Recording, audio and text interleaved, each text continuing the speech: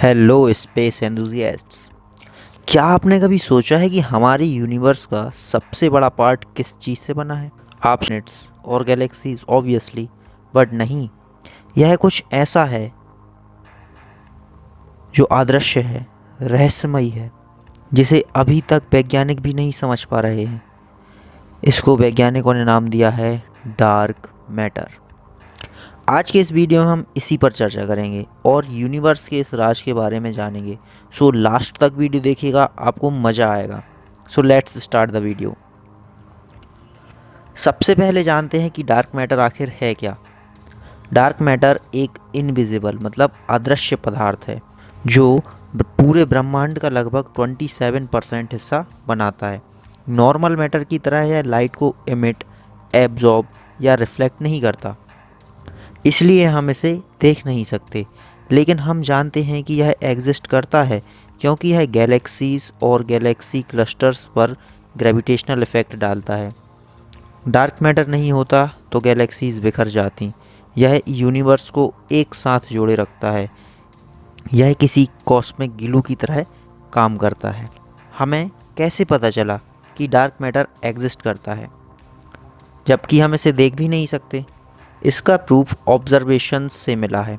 1930s में astronomer Fritz whisky ने notice किया कि गैलेक्सी क्लस्टर में गैलेक्सीज एक्सपेक्टेशन से ज़्यादा तेज मूव कर रही हैं। फिर 1970s में वेरा रूबिन ने स्पाइरल गैलेक्सीज में भी सेम बिहेवियर नोटिस किया।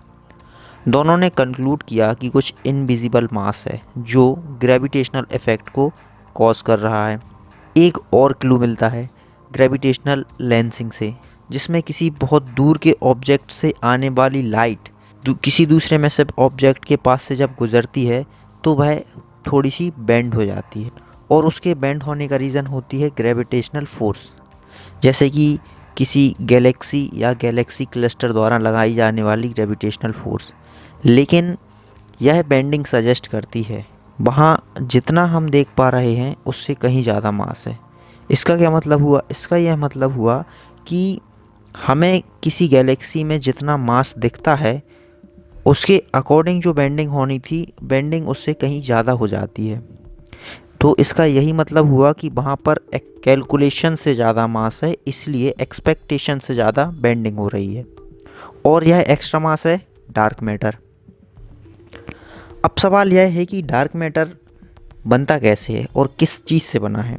हम जानते हैं कि नॉर्मल मैटर छोटे छोटे पार्टिकल्स से बनता है, जैसे इलेक्ट्रॉन, न्यूट्रॉन, प्रोटॉन, सभी जानते हैं, और इन्हें हम साइंटिफिक लैंग्वेज में बैरियॉन्स भी कहते हैं, और नॉर्मल मैटर को बैरियोनियन मैटर बोला जाता है। तो इसी तरह डार्क मैटर भी किसी न किसी चीज़ से बना होगा। तो वह क्या है? साइंटिस्ट्स की कुछ थ्योरीज़ हैं जो यह एक्सप्लेन करने की कोशिश करती हैं। सबसे पॉपुलर थ्योरी है beams theory, means big interacting massive particles. ये हाइपोथेटिकल पार्टिकल्स हैं जो नॉर्मल मैटर के साथ ज़्यादा इंटरेक्ट नहीं करते, इसलिए इन्हें डिटेक्ट करना मुश्किल है। और एक पॉसिबिलिटी है एक्सियॉन्स, कि ये टिनी पार्टिकल्स डार्क मैटर की थ्योरी को एक्सप्लेन कर सकते हैं। एक और थ्योरी है जिसे हम मॉडिफाइड ग्रेविटी बोल सकते हैं, लेकिन उस थ्योरी पर ज़्यादा वर्क नहीं किया जा सकता क्योंकि ग्रेविटी को मॉडिफाइड करना इतना आसान नहीं है। मतलब जब हम किसी चीज़ को समझ ही नहीं सकते तो उसे एक्सप्लेन कैसे कर पाएंगे। या हम यूँ भी कह सकते हैं कि न्यूटन की मैकेनिक्स और आइंस्टीन की रिलेटिविटी मैसिव ऑब्जेक्ट्स पर ब्रॉड लेवल पर काम नहीं करती, जैसे किसी गैलेक्सी क्लस्टर पर, लेकिन यह एक्सेप्टेबल नहीं है। साइंटिस्ट्स यह भी एक्सप्लोर कर रहे हैं कि हो सकता है dark matter primordial black holes से मिलकर बना हो, मतलब ऐसे ब्लैक होल्स जो यूनिवर्स की बर्थ के टाइम से एग्जिस्ट कर रहे हैं। या फिर कुछ एग्जोटिक पार्टिकल्स भी हो सकते हैं जो डार्क मैटर को फॉर्म कर रहे हों, जिसे हमने अभी तक डिस्कवर ना किया हो। यह रिसर्च अभी भी जारी है और मॉडर्न फिज़िक्स के सबसे बड़े चैलेंजेस में से एक है। नाउ साइंटिस्ट्स डार्क मैटर को ढूंढने के लिए कर क्या रहे हैं? आखिर वह ऐसी चीज़ को कैसे ढूंढ सकते हैं जिसे ना हम देख पा रहे हैं ना ही डिटेक्ट कर पा रहे हैं? साइंटिस्ट्स अलग अलग मेथड्स का यूज़ करके डार्क मैटर के बारे में जानने की कोशिश कर रहे हैं। जैसे डीप अंडरग्राउंड लैब्स में scientists dark matter particle detectors का यूज़ करके उनके एग्जिस्टेंस का पता लगाने की कोशिश कर रहे हैं। और डीप अंडरग्राउंड लैब्स बनाने का रीज़न यह है कि उस लेवल पर अर्थ के एनवायरनमेंट के पार्टिकल उन डिटेक्टर्स को मिसगाइड नहीं करते और हम उन्हें आसानी से अवॉइड कर सकते हैं।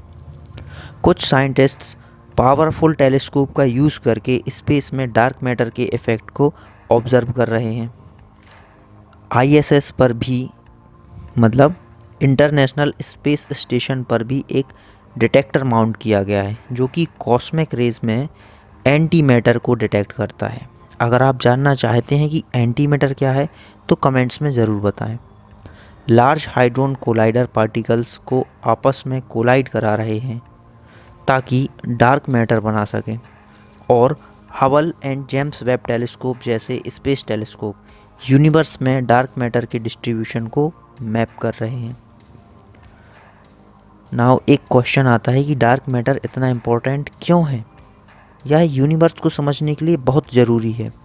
डार्क मैटर ने गैलेक्सीज के फॉर्मेशन और कॉस्मोस की लार्ज स्केल स्ट्रक्चर में मेजर रोल प्ले किया है। इसके बिना यूनिवर्स ऐसा नहीं होता जैसा आज है। यह यूनिवर्स के फेट को समझने में हमारी हेल्प करेगा। डार्क मैटर और डार्क एनर्जी मिलकर डिसाइड करते हैं कि यूनिवर्स कैसे एक्सपेंड करेगा। डार्क मैटर को स्टडी करके हम कॉस्मिक ओरिजिन और डेस्टिनी के सीक्रेट्स को अनकवर कर सकते हैं।